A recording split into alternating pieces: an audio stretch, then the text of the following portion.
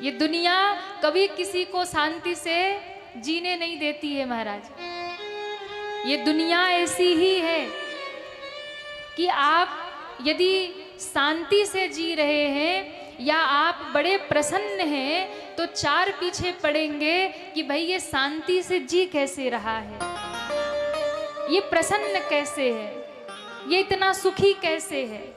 आज के दुनिया का यही नियम है। आज कोई व्यक्ति अपने दुख से दुखी नहीं है। कई बार लोग आते, गुरुजी हम बड़े दुखी हैं, हम बड़े दुखी हैं, हम बड़े दुखी। अच्छा बताओ क्या दुख है, दुख का कारण क्या है? तो कहा सब तो ठीक है पर यही दुख है कि हमारा पड़ोसी इतना सुखी कैसे है। तो आज के व्यक्ति को बस यही दुख है, अपने दुख से कोई दुखी नहीं है, पड़ोसी के सुख से सब दुखी है। हाँ, बगल वाला चैन की रोटी कैसे खा रहा, इससे सब दुखी है। और दुनिया का यही नियम है कि जब तक आदमी जिंदा रहेगा ना, लोग चैन से जीने नहीं देंगे, और जब मर जाएगा तो वही दुनिया वाले कहेंगे एक बार हमसे तो बताया होता, हाँ एक बार हमसे तो कहा होता, अरे हम समझते उसको, हम उसकी परेशानी में उसके साथ खड़े होते। पर दुनिया जीते जी साथ नहीं देती है, मरने के बाद तो पूरा गांव ही इकट्ठा होता है। हाँ, जीते जी यहाँ कोई साथ नहीं देता। किसी ने बड़ी सुंदर बात कही है कि गजब की एकता देखी मैंने जमाने में, गजब की एकता देखी मैंने जमाने में, जिंदों को गिराने में और मुर्दों को उठाने में। जिंदों को गिराने में, मुर्दों को उठाने में। जब तक आदमी जिंदा रहेगा ना, लोग गिराने में पीछे पड़े रहेंगे, कहाँ से इसको पाए कि इसको नीचे खींच डाले। और जब व्यक्ति चला जाता है तो सब इकट्ठे हो जाते उठाने के लिए। हाँ, कंधे पर उठाए लेके जा रहे हैं कौन? जो जिंदा रहते कभी बात नहीं किए, जो जिंदा रहते कभी दो शब्द बोलने नहीं आए, मरने के बाद वही कंधे पे उठा के लेके जा रहे हैं। किसी ने बड़ी गजब की बात कही कि मरने के बाद लोग इतने शौक से उठा करके लिए जा रहे, शायद जिंदा रहते दो बात कर लेते तो ये दिन ही ना आते। पर जिंदा रहते कोई प्रेम से बोलता नहीं है, जिंदा रहते कोई आपके दुख को सुनने नहीं आता है, पर जाने के बाद वही जो कभी मुख से नहीं बोला वो आ जाएगा उठाने। ये संसार का नियम है भैया। तो पंडित जी का जीवन तो जैसा था ठीक ठाक चल रहा था, पर एक कमी थी कि उनको कोई संतान नहीं थी, कोई पुत्र नहीं था। गांव में किसी ने ताना दे दिया कि अरे आत्मदेव, तुम्हारे घर में गैया है, उसको भी कोई बछड़ा बछड़ी नहीं है। तुम्हारे घर में केले का वृक्ष सूख जाता है, तुलसी सूख जाती है, यानी तुम्हारे ऊपर बड़ा भारी पितृ दोष है। तुम्हारे पितृ तुमसे बड़े नाराज हैं, तुम्हारे पास बेटा नहीं है, तुम्हारा उद्धार ही नहीं होगा। पंडित जी को बात इतनी लग गई कि मरने के लिए घर से निकल गए। अब जी करके क्या करूँगा, मेरे पास कोई पुत्र नहीं है, मेरे पितृ मुझसे नाराज हैं, मुझे जिंदा ही नहीं रहना, अब तो मैं समाप्त कर लूँगा अपने आप को। आत्महत्या करने घर से निकल गए। और जब पंडित जी आत्महत्या करने घर से निकल गए तो जाते जाते वन में बैठ करके रो रहे थे। इतने में एक महात्मा की नजर पड़ी। महात्मा ने पूछा, अरे ब्राह्मण देवता क्यों दुखी हो, क्यों रो रहे हो? कहा आज मैं घर से निकला हूं आत्महत्या करने, मरने जा रहा हूं। महात्मा ने कहा, अरे राम राम, बड़े भाग मानुष तन पावा। इतने 84 लाख योनियों के चक्कर के बाद मनुष्य देह मिली और आप मरने जा रहे हैं। क्या कारण है कि आप इस शरीर को जो इतने योनियों घूमने के बाद, 84 लाख योनि घूमने के बाद मनुष्य की योनि में आए हैं और शरीर को ऐसे ही समाप्त करने जा रहे हैं? देखिए, आत्महत्या से बड़ा कोई पाप नहीं है। जीवन में कभी भी आत्महत्या नहीं करना चाहिए। चाहे कितना भी कष्ट मिले, कितना भी दुख मिले, उसे सह लो। अपमान मिले उसे सह लो, तकलीफ मिले उसे सह लो, पर कभी भी जीवन में आत्महत्या मत करो, क्योंकि जिस जीवन को भगवान ने दिया है उस जीवन को लेने का भी अधिकार केवल और केवल प्रभु का है। हमारा कोई अधिकार नहीं है कि हम अपने प्राण अपने से त्यागें। इसलिए भगवान की बनाई सृष्टि में हमें कभी भी विक्षेप नहीं करना चाहिए, कभी भी आत्महत्या नहीं करनी चाहिए। कितना भी दुख मिले, कष्ट मिले, सह लो, पर समय से पहले कभी जीवन को समाप्त मत करो। बहुत होगा, दुनिया अपमान करेगी, बहुत होगा, कोई आपको नहीं समझेगा, बहुत होगा, कोई आपकी नहीं सुनेगा। चिंता मत करो, भगवत भजन करो, भगवान का भजन करो। जब तक जीवन है तब तक भगवान का भजन करते रहो, कभी आत्महत्या नहीं करना चाहिए। और एक बात, जिनके जीवन में पुत्र नहीं है, जिनके जीवन में बेटा नहीं है, उन्हें कभी भी इस बात को लेकर के दुखी नहीं होना चाहिए कि हमारे पास पुत्र नहीं है तो हमारा कभी उद्धार नहीं होगा।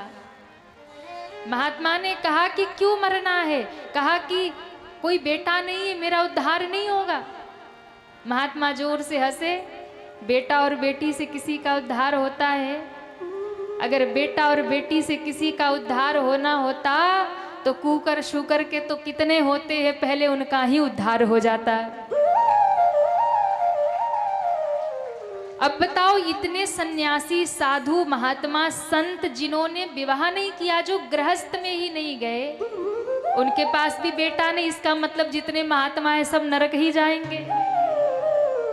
अगर बेटा ही उद्धार करने, अब समाज की ऐसी मानसिकता है कि महाराज बेटा नहीं होगा तो उद्धार नहीं होगा। ध्यान रखिए, बेटा किसको मिलता है, किसके जीवन में पुत्र आता है? कहते हैं पुत्र जो होता है वो पिता की आत्मा होता है। पिता का दूसरा जन्म ही पुत्र सौभाग्य है, क्योंकि बेटा भाग्य से होता है और बेटी तो परम सौभाग्य से होती है। और आज का तो समय, बेटों से बेटियां कम नहीं है।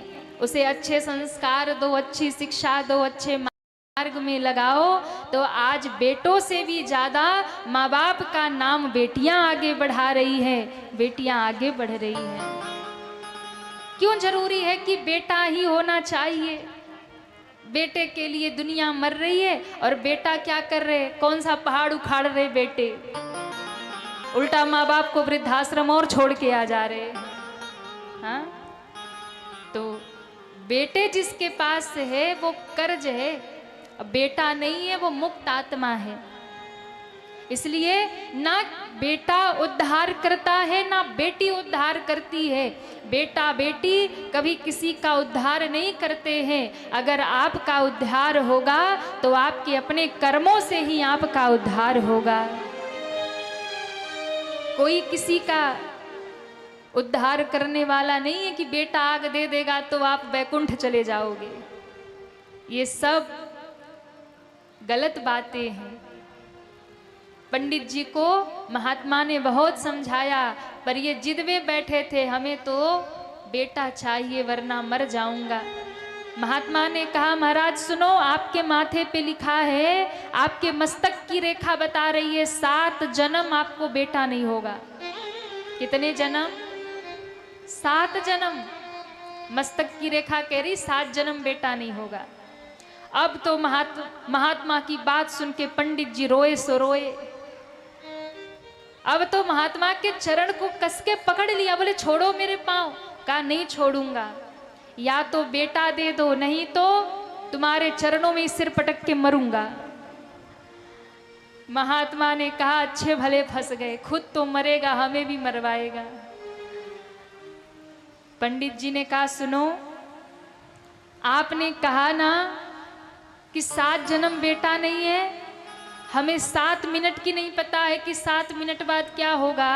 और जो 7 जन्म की बात बता सकता है वो कृपा कर दे तो आशीर्वाद में बेटा भी दे सकता है। आप तो बड़े सिद्ध महात्मा हैं, 7 जन्म की बता रहे तो बेटा भी दे सकते हैं। महात्मा ने कहा बेटा होगा तो भी तुम उसका सुख नहीं पाओगे। कहा वो सब बाद की बात है, सुख मिले ना मिले बस बेटा मिले। महात्मा ने झोली में हाथ डाला, एक फल निकाला और दे दिया। बोले पत्नी को खिला देना, तुम्हें पुत्र प्राप्त होगा। अब पंडित जी इतने खुश हुए, भागे भागे घर आए, इतना हल्ला मचाया, अरे भाग्यवान कहाँ हो जल्दी आओ सुनो। भागी भागी धुंधली आई, काहे को चिल्ला रहे हो। महात्मा के दिए हुए फल को बाहर निकाला, बोले ये देखो मैं क्या लाया। क्या लायो? तो दिखा तो एक फल। धुंधली एकदम झल्ला गई, बोले लेके आए एक फल और हल्ला तो ऐसे मचा रहे जैसे 9 लखा हार ले आए।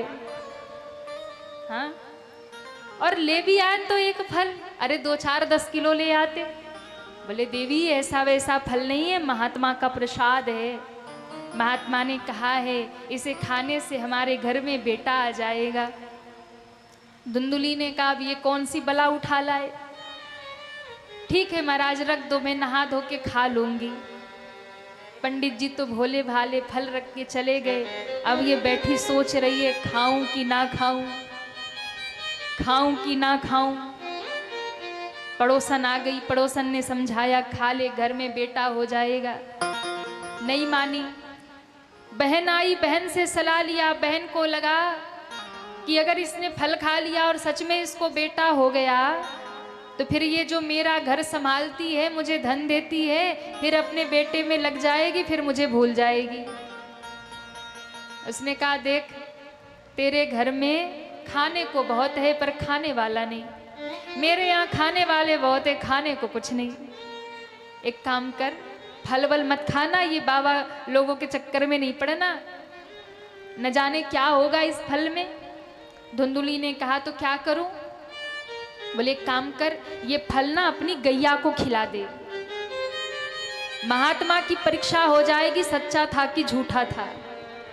और एक बात, क्या पति को क्या कहूंगी?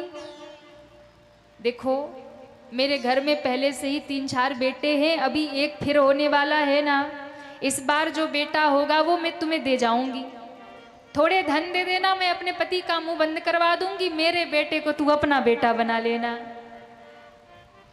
अब महाराज ऐसी पट्टी पढ़ाई, धुंधली मान गई, फल गाय को खिला दिया, पंडित जी को झूठ के दिया बेटा मैंने फल खा लिया। समय बीता, बहन के बेटा हुआ, आधी रात को बहन के घर पहुंचा गई और हल्ला मचा दिया, आत्मदेव के घर में बेटा हो गया। पंडित जी तो बड़े मगन हुए, नाच उठे बुढ़ापे में, आज मेरा सूना घर भर गया, घर में बेटा आ गया। तभी किसी ने आकर के सूचना दी कि पंडित जी आपके गौशाले में आपकी गौ माता ने भी एक सुंदर से बेटा को जन्म दिया है। वो दिव्य बालक जिसे गौ माता ने जन्म दिया, महात्मा का प्रसाद कहाँ निरर्थक जाए। एक मानव मनुष्य के पुत्र को जन्म दिया गाय ने। पूरा गांव देखने आया, कैसा ये पुत्र है, बड़ा चमत्कारी, ये गौ का बेटा है, गौ पुत्र है। पूरा शरीर मनुष्य के जैसा, पर उनके कान जो थे वो गाय के समान थे। नाम पड़ गया गोकर्ण। बोलिए गोकर्ण जी महाराज की जय हो। कान गाय के समान, नाम पड़ गया गोकर्ण। बालक दोनों थोड़े बड़े हुए, महात्मा गोकर्ण जी को लेकर काशी चले गए। और ये धुंधकारी जो था, धुंधली की बहन का बेटा, ये घर रह गया। अब माँ का नाम धुंधली, बेटे का नाम धुंधकारी, जैसी माँ वैसा बेटा। ये गलत संगति में पड़ गया और एक संतों के सानिध्य में चला गया। क्या हुआ? गोकर्ण पंडितो ज्ञानी, धुंधकारी महाखलह। एक तो परम विद्वान बन गया, परम ज्ञानी हो गया, और दूसरा महान दुष्ट हो गया। गांव में चोरियां करता, किसी के घर में आग लगाता, किसी के बच्चे को उठा के कुएं में डाल देता, सारे कुकर्म करने शुरू कर दिए। रोज उलाहने आने लगे। एक दिन आत्मदेव बैठकर रोने लगे, इससे अच्छा तो बेटा ना ही होता, इससे अच्छा तो बेटा ना ही होता। अब ध्यान दीजिए, जब बेटा नहीं था तो रोते थे कि एक बेटा हो जाता चाहे कैसा भी होता। अब बेटा आ गया तो कहते इससे अच्छा तो ना ही होता। तो भैया यही दुनिया है, जो मिल जाए उसकी कद्र नहीं, जो ना मिले उसके लिए फिर रोते रहते हैं। हाँ, इसी का नाम दुनिया है। ये दुनिया अजब खिलौना है, ये दुनिया अजब खिलौना है। मिल जाए तो मिट्टी है और ना मिले तो सोना है। ये दुनिया अजब खिलौना है। यहाँ जो नहीं मिलता उसके लिए हम रोते हैं और जो मिल जाता है उसको पाकर के रोते हैं। जिसके पास बेटा नहीं है वो रो रहा है बेटा हो जाए, और जिसके बेटे नालायक हो गए, माँ बाप को गाली सुना रहे, वृद्धाश्रम छोड़ के आ रहे, वो रो रहा है कि बेटा क्यों है। तो भैया यहाँ सुखी कोई नहीं है, केवल एकमात्र वही सुखी है जो भगवान के चरणों से, जो संतों और गुरुओं की सानिध्य में है और जो भगवत भजन में लगा है, बस वही सुखी है। बाकी आप सोचो कि दुनिया में सुख मिलेगा तो ना बेटा ना बेटी ना परिवार, कोई किसी को सुख दुख नहीं देता। इसलिए अपना कर्म अच्छा रखिए और भगवत मार्ग में लगे रहिए और यहाँ से निकल चलिए। बस यही जिंदगी की सच्चाई है। गोकर्ण जी ने आकर ज्ञान दिया, गोकर्ण जी ने आकर के समझाया। कहा पिताजी महात्मा की बात याद करो, उन्होंने कहा था कि 7 जन्म बेटा नहीं है भाग्य में, तो कहाँ से बेटे का सुख मिलेगा। बेटा होगा तो भी उसका सुख नहीं मिलेगा आपको। इसलिए आपने जिद किया था तो उन्होंने आपको फल प्रदान किया था, पर बेटे का सुख तो आपको 7 जन्म नहीं है। क्यों आप लगे हैं इस दुनिया के चक्कर में।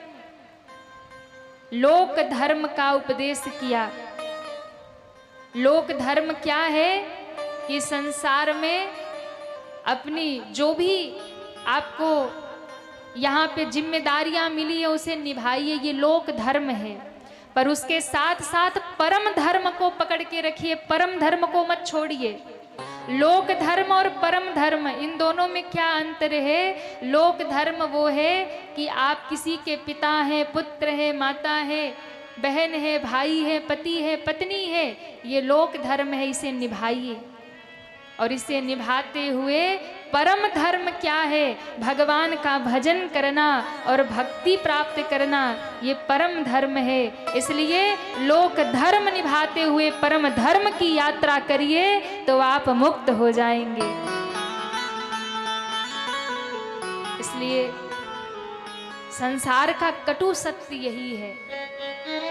ये शरीर अस्थि मांस रुधिर हड्डियों से बना हुआ एक ढांचा है, कब ढह जाए कोई भरोसा नहीं है। इसलिए मनुष्य तन पाकर के भजन करो, भक्ति मार्ग में आगे बढ़ो, यही जीवन का उद्देश्य है। पिता को उपदेश किया, पिता घर छोड़कर निकल गए, और यही शास्त्र कहता है, यही भागवत कहती है, भजले प्राणी रे अज्ञानी, 2 दिन की जिंदगानी वृथा क्यों भटक रहा है, वृथा क्यों भटक रहा है। ओ भजले प्राणी रे अज्ञानी, 2 दिन की जिंदगानी वृथा क्यों भटक रहा है, वृथा क्यों भटक रहा है। झूठी काया झूठी माया, झूठी काया झूठी माया चक्कर में क्यों आया, जगत में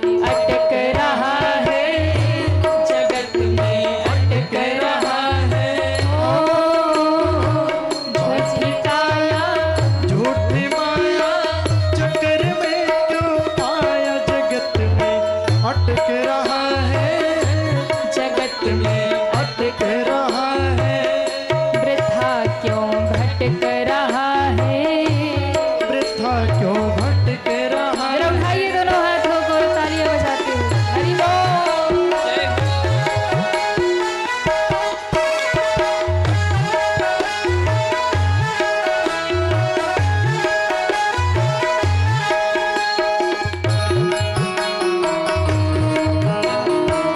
हरि बोल।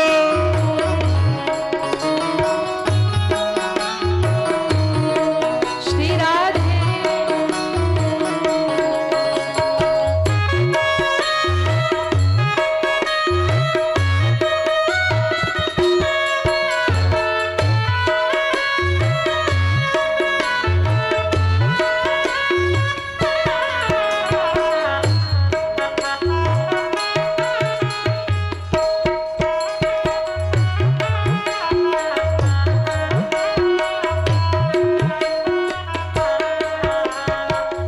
नर्तन मिला है तुझे, खो क्यों रहा है इस खेल में, इस खेल में। नर्तन मिला है तुझे, खो क्यों रहा है इस खेल में, इस खेल में। कंचन सिकाया तेरी उलझी है विषयों के मेल में, इस मेल में चन शिकाया तेरे उलझी है विषयों के मेल में, हाँ मेल में। सुत और दारा वैभव सारा, सुत और दारा वैभव सारा, कुछ भी नहीं तुम्हारा व्यर्थ सिर पटक रहा है, व्यर्थ सिर पटक रहा है। ओ सुत और दारा वैभव सारा, कुछ भी नहीं तुम्हारा व्यर्थ सिर पटक रहा है, वृथा क्यों भटक रहा है। भजले प्राणी रे अज्ञानी, दो दिन की जिंदगानी व्यर्थ क्यों भटक रहा है। वृथा क्यों भटक रहा हरि है।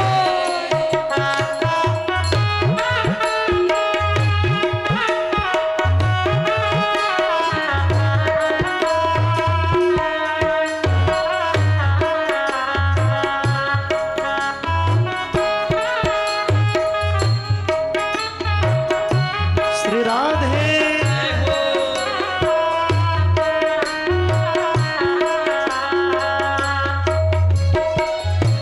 भूला फिरे क्यों बंदे धन यौवन के उमंग में, उमंग में। भूला फिरे क्यों बंदे धन यौवन के उमंग में, हाँ उमंग में।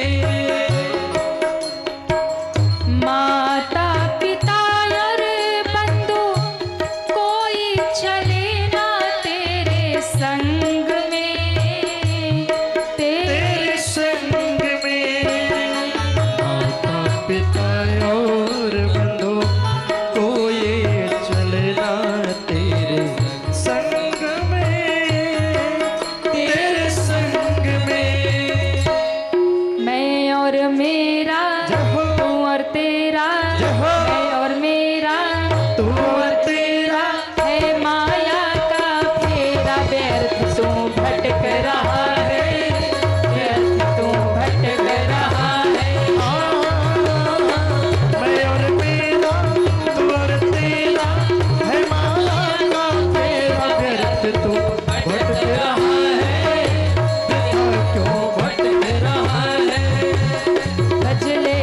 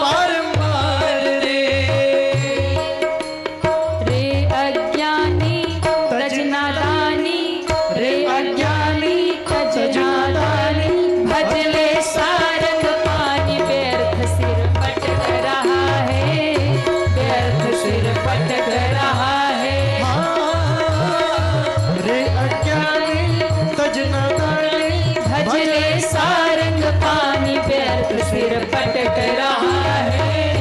व्यथा क्यों भटक रहा है। ओ बजले प्राणी रे अज्ञानी, 2 दिन की जिंदगानी व्यथा क्यों भटक रहा है। वृथा क्यों भटक रहा है। वृथा क्यों भटक रहा है। झूठी काया झूठी माया चक्कर में क्यों आया, जगत में अटक रहा है। जगत में अटक रहा है। व्यर्थ सिर पटक रहा है। व्यर्थ सिर पटक रहा है। वृथा क्यों भटक रहा है। वृथा क्यों भटक रहा है। व्यर्थ सिर पटक रहा है।